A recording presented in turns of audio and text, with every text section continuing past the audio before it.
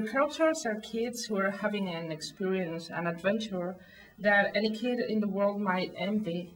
But you as actors enter this world, which is like a fantasy, and you probably have enjoyed the armors, the weapons, the horse riding. You know, actually acting this film, it was kind of like, you know, living to, you know, the experience as we were there and we were doing all the stuff, and that was really quite fun for ourselves and our imaginations to be sort of like, you know, to run wild, and we feel really privileged to be allowed to do that, and can't believe we're paid to do it. So.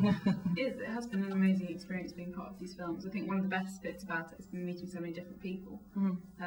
Everyone from the prosthetics department to the makeup team to, you know, the people who make lunch.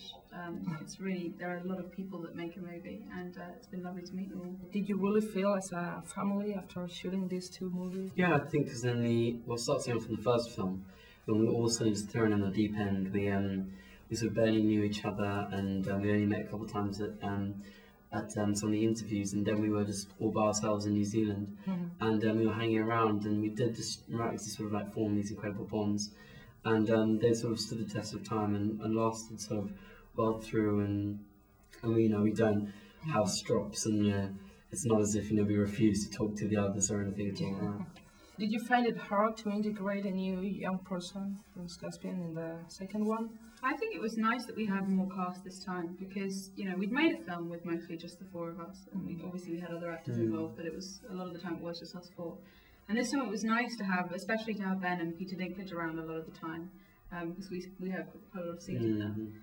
And I think it was great. I learnt more from working with other actors. I think it makes the film a better film because there's more going on, there are more complex relationships and more plot threads. I think it was good that we had more people. The more the merrier. Was it hard for you to shoot against blue screens and move with guys and characters that weren't actually there and you had to imagine everything?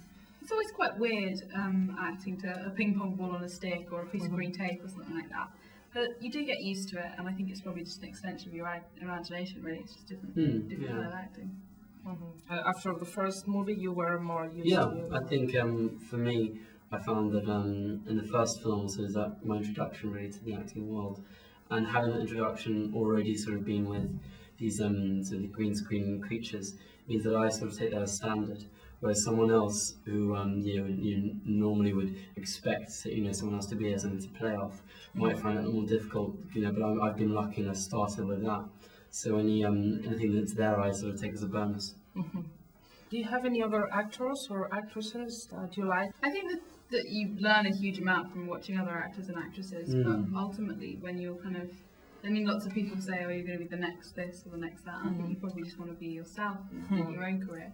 But I love, favourite, some of my favourites are Maggie Gyllenhaal, Meryl Streep, Natalie Portman. I don't know, what about you, Skandar? I love Natalie Portman and Meryl Streep.